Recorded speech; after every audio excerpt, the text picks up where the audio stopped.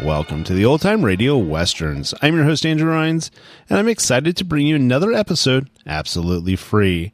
This is one of over 80 episodes released monthly for your enjoyment. Now, let's get into this episode.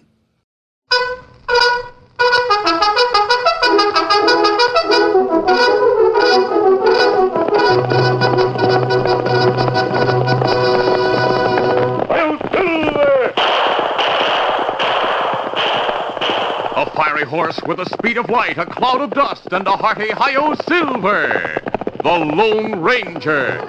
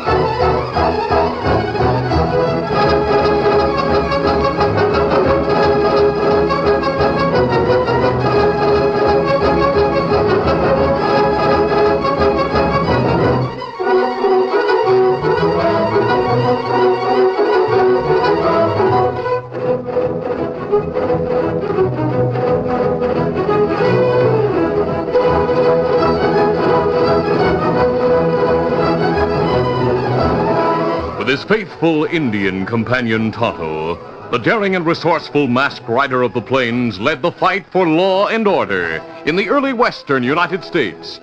Nowhere in the pages of history can one find a greater champion of justice. Return with us now to those thrilling days of yesteryear. From out of the past come the thundering hoofbeats of the great horse Silver. The Lone Ranger rides again. Come on, Silver. Let's go, big fellow. Hi-yo, Silver! Away!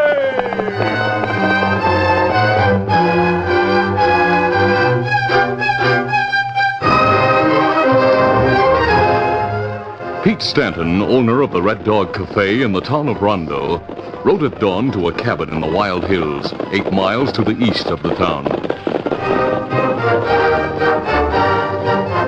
There, far from the known trails, he met with his brother, Jay Stanton, and a man named Larry Daggett.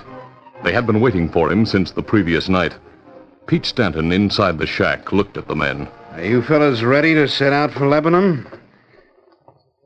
Say, what's the matter? What's up between you two? Pete, I'm ready to go, but Larry has other ideas. Oh, he has he? What kind of ideas, Larry? Well, it's about the money we'll get when we rob that bank in Lebanon this morning. Why don't we just split it after we get back here instead of burying it in the ground under the cabin? I'd like to head back for Texas again, Pete. Are you crazy? We hightailed out of Texas because the law was starting to get wise to us down there. Well, yeah, I know. know. Let me finish. Jay and I have been doing mighty well with that cafe in Rondo. We aim to stay there after we rob this bank. We, and this includes you, Larry, we are going back to Rondo and act like nothing's happened. That's why I planned the job this way.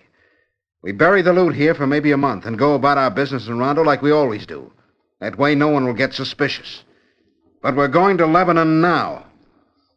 Are you coming with us? Yes or no? All right, Peter, I'm coming. Let's start. The bank robbery proceeded smoothly as planned. Get up, come on. The 3 crooks masked rode away from Lebanon before anyone in that sleepy cow town was aware that a robbery had been committed. They buried the money in the dirt under the floor of their cabin in the hills and sped back to Rondo with no one aware that they had been away. Sheriff Fleming, after searching and asking questions in Lebanon and Rondo, both in his vast county, learned nothing. Later, a reward of $5,000 was offered for the capture of the bank robbers and the return of the stolen money, but no one claimed the reward. At the end of a month, Larry Daggett, who according to plan had remained aloof from Pete and Jay Stanton, cornered the brothers in their Red Dog Cafe. Hey, Pete, you said we'd split the money in a month. It's over a month now. We were just talking about that. Larry, what do you say if we wait 3 days more? Then if things are still quiet, we'll sneak out to the shack for the payoff. I promise you that.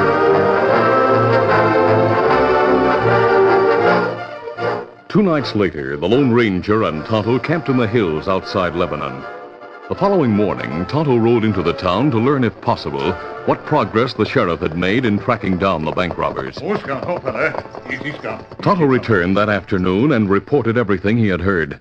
Sheriff Fleming had made an intensive search around Lebanon with no results. His investigation in Rondo had been equally futile. But from the conclusions Tonto reached, the lawmen still suspected the crooks had used that town as headquarters. Sheriff, go back to Rondo this morning. Take posse with them. Going to look around there again, huh? I'd say that's a good idea. Tonto, I think we'll go to Rondo. Maybe we'll be able to help the sheriff. We should make it by early evening. Easy, Easy, Scout, easy, fella. Come on, Silver! Come on, Scout.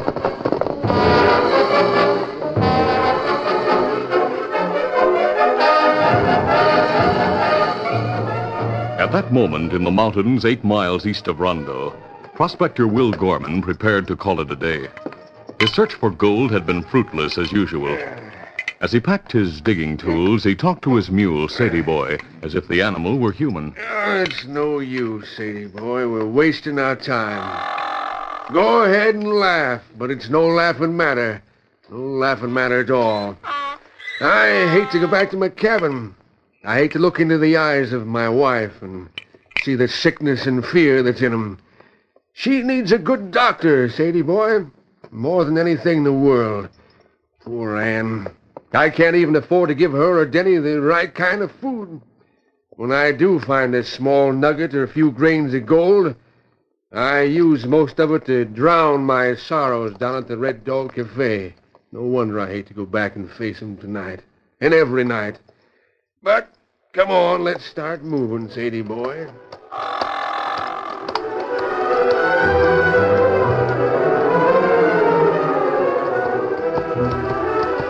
A short time later, Will Gorman, leading his mule, headed through a clump of underbrush and started along a trail, which was, he thought, known only to him. Come on. Then as the trail came into the open and curved along the top of a wooded hollow, he saw a horseman ride down into the depression from the other side and disappear among the trees. Will Gorman stopped short. Whoa, Sadie Boy, whoa. Doggone, did you see that? First time I ever saw anybody but us up around these parts. And that man who rode down there was... Sadie Boy, he didn't see us. I couldn't make out his face too good, but I could have sworn that was Pete Stanton. Hush your fool mouth, will you? I'm going to tie you up here a while. I'm going to circle around to that place where he rode down. Then I'm going to do some nosing. I'd like to find out what it is that brings Pete Stanton up here. If it is Pete Stanton. Maybe he's found gold. Never mind the comment now. Just shut your trap while I find out things. Will Gorman circled around the hollow to the spot where he had seen the rider descend.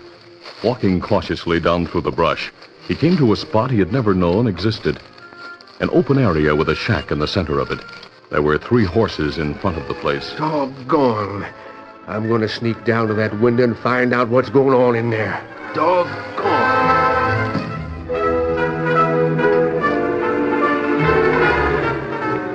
Inside the cabin, Pete Stanton found his brother Jay waiting with Larry Daggett. Did I have a hard time sneaking out of town to get here? What happened? Sheriff Fleming and a posse rode in from Lebanon just as I was about to leave.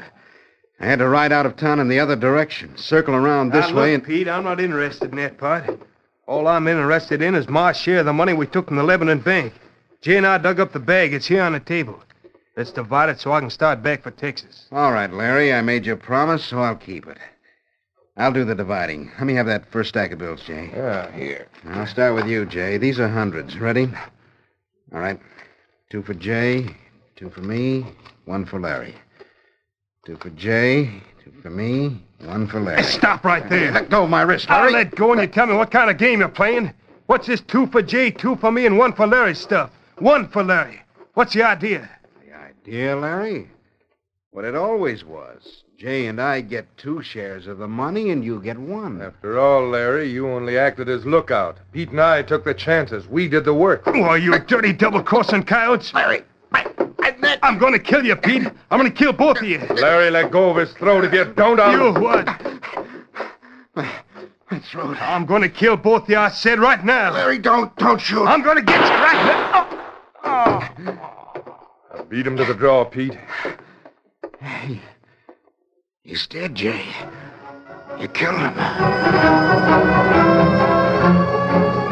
Outside the cabin, Will Gorman, witness to the killing, turned from the window in sheer panic and ran with shaking legs back through the trees, circling back to the spot where he had left his mule.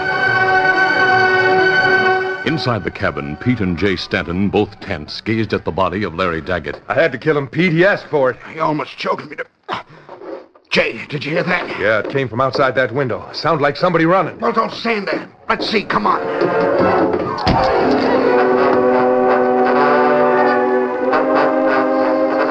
Minutes later, Pete and Jay Stanton emerged from the brush. There was no sign of anyone up there. It was so dark among those trees you couldn't see anyway. I tell you, it was just an animal, Pete. Well, I hope it was. Jay, let's get out of here at once. Go inside and get the money. Bring it right out and we'll ride back to town.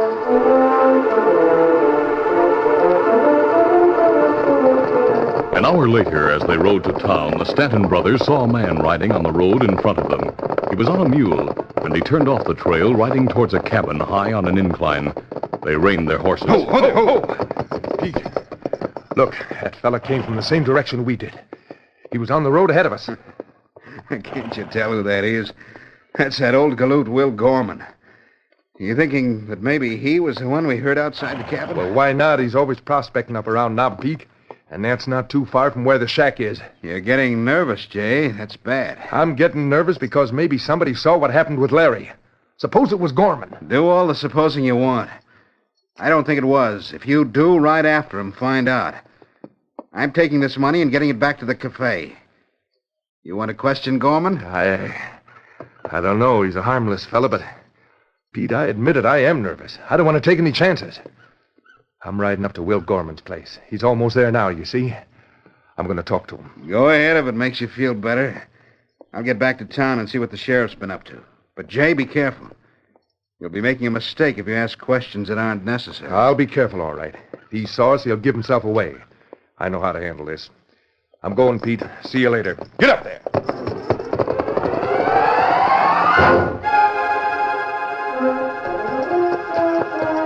Oh.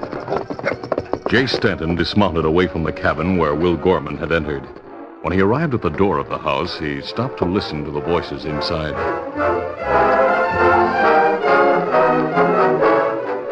Ann Gorman, Will's wife, was crippled. She and their 10-year-old son, Dennis, who stood beside her chair, watched anxiously as Will Gorman paced the floor. Will, what's the matter with you? You came in here like the devil himself was after you. You didn't even say hello to Denny. What's wrong? Yes, Pop, what's wrong? Ann, I just saw a murder. A murder? Will, you don't mean it. I do mean it, Ann. I saw Larry Daggett get killed in a place up in the hills. Oh. I saw it happen. And I know who it was that killed him. Oh, Will, how terrible. Why, you must go and tell the sheriff about it. That's what I've been debating with myself about. But it's what I gotta do, I guess. Well, sure you do, Pop. You gotta tell the sheriff. Who was it that killed the man, Pop? It was Jay... I did it, that's who. Jay Stanton had covered his face with a bandana and crashed into the cabin, gun drawn. Will Gorman, if you don't want to die right here in front of your family, you'll not say another word. Now put up your hands and walk out of this cabin ahead of me.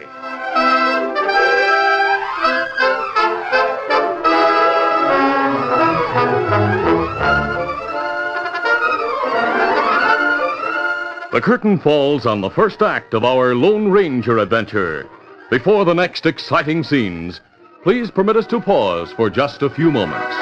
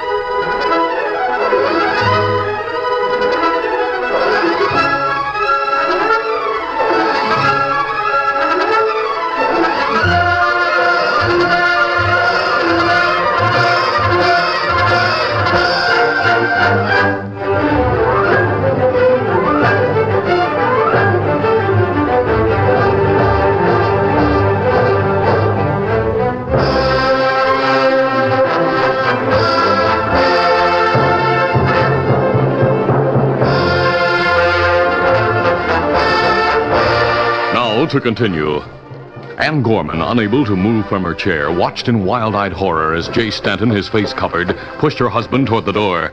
Dennis, Gorman's son, after a moment of paralyzing fear, suddenly ran at the gun-wielding crook. Don't you shoot my pop! Give me that gun! Why, you... The boy's grasp tore the shirt sleeve of the masked crook as Jay Stanton pulled away.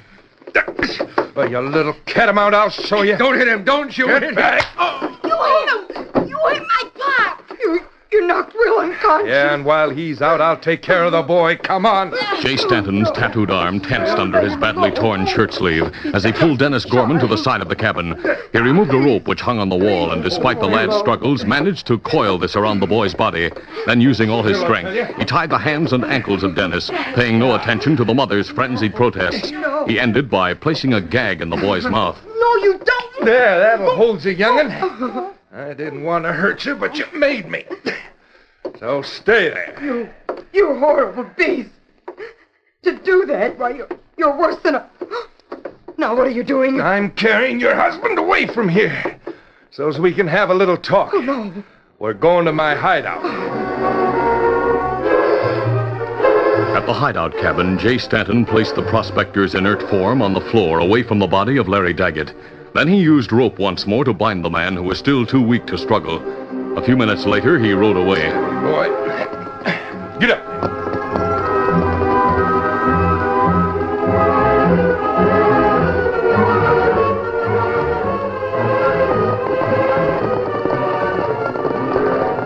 The Lone Ranger and Tonto, nearing the town of Rondo, had passed no streams within the past few hours. Now, riding the main trail, they saw a small cabin away from the side of the road on top of an incline. They slowed their horses. Easy, boy. Easy, Scout. Easy, fella. Unaware that the cabin above was that of Will Gorman. Tonto, suppose we ride up to that house. Our horses need water badly. Sure, we'll be able to get some up there. Come on, Silver.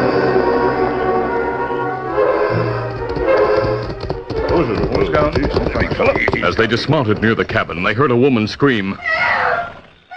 Tonto, something's wrong inside. Come on. Inside, Dennis Gorman lay on the floor, bound and gagged. Ann Gorman, who had tried to move from the chair to help him, explained her plight. Help him. Please help him. I tried, but I just can't. I see why you can, ma'am. Sit back in your chair. Tonto will get the ropes off the boy. Me do You're it. masked, too. Who are you? A friend, believe me. Sit back now and don't be frightened. I'll explain another time why I wear this mask. Right now, please tell me what happened here. Ann Gorman, encouraged by the Lone Ranger's manner, told everything. Young Dennis, freed by Tonto and excited anew, waited as his mother finished talking. And Will said the name of the man who killed Larry Daggett was Jay. He never did get to say the killer's last name because that's when the man came in and took Will away and did this to Denny. He knocked out Pop first, but I grabbed him. I tore his sleeve. Tore his sleeve? Where's the material from it? Well, no, he didn't tear it that much. I tore it enough to see his arm, though. It was tattooed. Tattooed? Are you sure, Denny? I didn't notice. Well, I'm sure. He had a flower or something on his arm, and there was a rope or something around it. I didn't see what it was exactly, but it was like that. I'll tell the sheriff as soon as we get to him. But the sheriff's not in Rondo. Yes, you're right. I'd forgotten about that. His office is in Lebanon. It take long time to ride there now. Much too long if we want to make sure that Will Gorman doesn't die, Tonto. But what can you do if you don't go to the sheriff? Right now, there's only one thing. Todd and I must go to Rondo and learn everything possible about Larry Daggett and any man whose first name is Jay. All right, Tonto, let's start. We've no time to waste.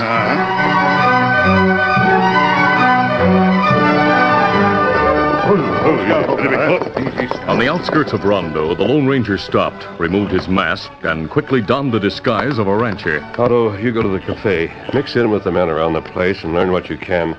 I'll go to whatever stores are open and to the doctor's. I'll meet you at the east end of the main street an hour after we get to town. The Lone Ranger and Tonto entered Rondo and went about their investigation at once. The owner of the general store volunteered immediate information. Larry Daggett? Sure I know him. Him and the rest of his kind tarry around the Red Dog Cafe. The Red Dog Cafe, eh? Perhaps I'd better inquire about him over there. You probably find him there, playing cards with his pals Pete and Jay Stanton and Lefty Miller. Wait, you said Jay Stanton. Who's he? His brother Pete owns the Red Dog. Bad pair, those two. Hey, where you going? I thought you wanted to know something. You told me all I want to know. Thanks.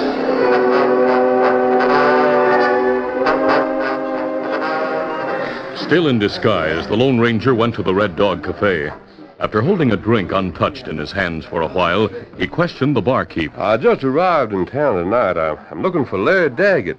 Is he around? Larry? Nope, haven't seen him tonight. Is Jay around? Jay Stanton? Yeah. Well, he was. Oh, here he is. I didn't see you, Jay. This fella was... Move down the other end of the bar, Red. All right. I heard you asking questions, mister. Oh, hello, Jay. I'm looking for Larry Daggett. Are you? Where do you know him from? Who are you? Well, my name doesn't matter. I used to know Larry in the Indian Territory. Get out of here. Nobody knows Larry Daggett around here. Never heard of him. Now, come on, get out. None of that, mister. Get your hands away. The Lone Ranger's blow sent Jay Stanton crashing to the floor. He ignored the shouts of dismay and the three men who were coming towards him, fists ready. Instead, he knelt beside Jay and pulled up Stanton's sleeve. A tattoo. Black snake around the red rose. This is the man, all right. Hey, you, what are you trying to do? Stand up before we... Before you what? Move forward another step and I'll drill all of you. Look at that draw. He means it. Yes, I mean it. Now stand right where you are until I get out of here. The first man who comes through that door into the street will get a dose of lead. Cowing the surprised mob, the disguised Lone Ranger backed into the street. Then he turned and sprinted to the end of the street where Tonto was waiting. He gave the Indian no time to speak. Tonto, get back to the Red Dog Cafe. There's a man on the floor there unconscious. Find out what he does or where he goes. I'm changing my clothes meanwhile, and I'll not be long.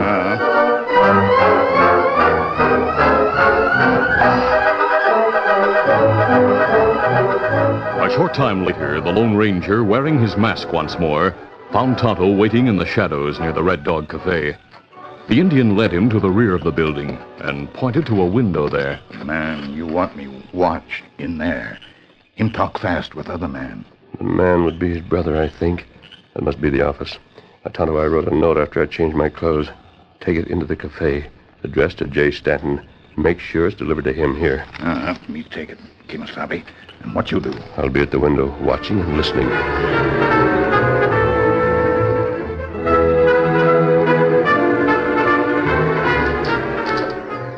A few minutes later, in Pete Stanton's office, the bartender, Red, delivered a note to Jay Stanton. This for you. Jay, an Injun left it, threw it on the bar, and then run out. Huh? Let's see what this is. Boy, that... Jay, what's the matter? What does the note say? Pete, it's from Will Gorman. Gorman? I thought you said you left him tied up at the hideout. I did, tight. I don't see how he could get away. But Pete, he says here, listen to this. He says he's riding to Lebanon for the sheriff. He says he's going to tell the sheriff all about the murder of Larry Daggett and everything else. And that means he'll tell him that you have the bank money here. There's something strange about that note. If Will Gorman escaped and wanted the sheriff to take us, why would he write a note to tell us? He'd try to surprise us. Another thing, why would he come to Rondo and have an Indian deliver the note? Red. Yeah, boss? You've listened to what we said. You're in on this now. I am? Is that right about Larry being killed? Yeah, it happened up in the hideout. You know where it is? The hideout? Well, sure, I've been up there, remember? Yeah. But can you find your way there alone? Well, yeah, out east along the main trail, turn off at the cut below Knob Peak and ride till you come to the two-notched oak trees. Ride between them through the brush and down into the hollow. The cabin's there. I know where it is. Sure you do. All right then, Red. Jay left Will Gorman tied up in the cabin there. You go there now. Don't bother going, Rand. Hey, what? The sheriff will do that. Raise your hands, the three of you. The masked man, he was outside listening. Yes, and I heard everything. Tonto, come in. Tie these men up. What's this all about? It's about murder and robbery. We're going to bind your wrists, gag you, and march you into the stable at the rear of this place. Then we'll tie your ankles and leave you there until we locate the sheriff. Sheriff, what are you getting him for? To arrest you for murder, Jay, and to take the Lebanon bank money.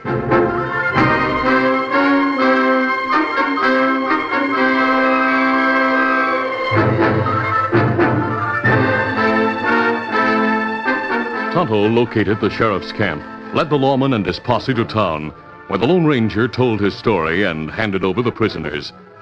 The sheriff searched Pete Stanton's office and found the Lebanon bank loot in a safe. Pete Stanton shrugged. All right, Sheriff. Thanks to the fake note the masked man sent us, you know everything.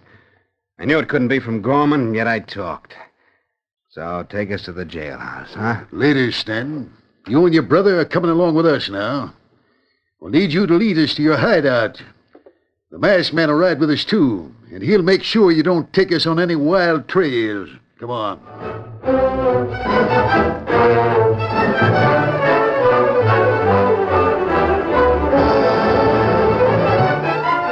The group of riders found the hideout cabin shortly after dawn. Will Gorman was freed, and the body of Larry Daggett gave Sheriff Fleming his last bit of evidence. We have a corpus delicti now. This will prove murder. I didn't murder him. It was self-defense. Tell that to the jury, Stanton. You think I almost let you fellas get away after questioning you about that bank robbery? Sheriff, you'll not need Tonto and me any longer. Oh, but you can't leave. You got to collect the $5,000 for catching these crooks and for locating the money. No, I don't, Sheriff. Will Gorman found the hideout and found them with the money just before they killed Daggett. What I did was merely follow up. Will, the reward is yours. But it isn't. Yes, it is. Use it to get a specialist for your wife. She needs one. Help your boy, too. Sure. Sure, I'll do everything you say. But first, Oh, wait, stranger. I want to thank you. It's no use, Will. Let him go. He doesn't want thanks. His reward comes from helping others. You and I and the bank people all have reason to thank him. But by the time we'd finished telling him how we felt, he could be off helping somebody else somewhere. And he will be. Because you see, Will, he's the Lone Ranger.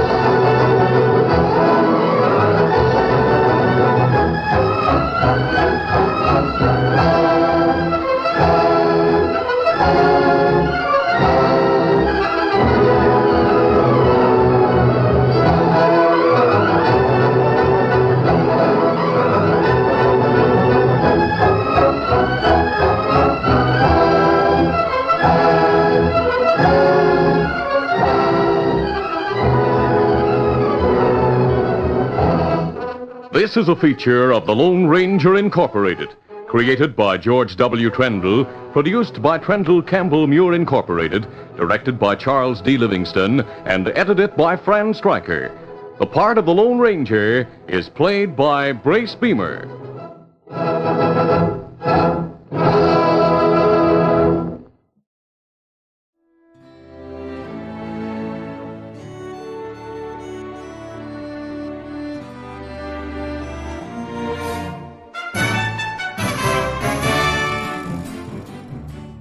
This has been a presentation of OTRWesterns.com, and we hope you enjoyed.